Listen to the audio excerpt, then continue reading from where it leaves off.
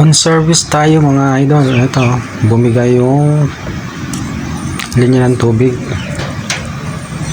So, napaka-basic lang ito mga idol. Panoorin nyo lang yung gagawin natin.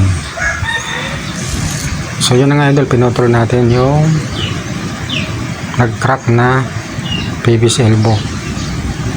Yan, kung makikita nyo sa video.